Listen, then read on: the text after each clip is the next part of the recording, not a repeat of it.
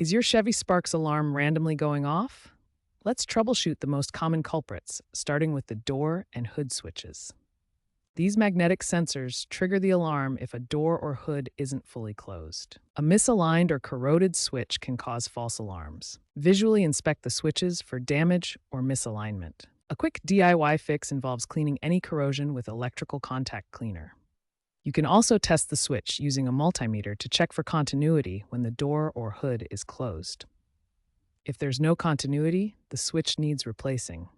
Replacement parts average $50 to $200 at most auto parts stores or dealerships. A case study from Reddit shows that replacing a corroded hood switch resolved a user's nightly alarm issues.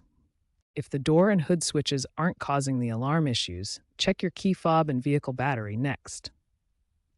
A weak key fob battery, typically a 3V CR2032, weakens the signal and prevents the alarm from disarming properly. Replace the battery and test the fob's range, which should be about 30 to 50 feet. Interference can also be an issue. Next, check your car battery's voltage. A weak battery below 12.6 volts can cause the BCM to behave erratically. Cold weather makes this worse. Use a multimeter to test the voltage and consider charging or replacing if it's weak. As a last resort, perform a BCM reset by disconnecting the car battery for 10 minutes. This can resolve software glitches, causing the alarm issues. If problems persist, consider aftermarket alarm upgrades such as immobilizers or app-controlled systems.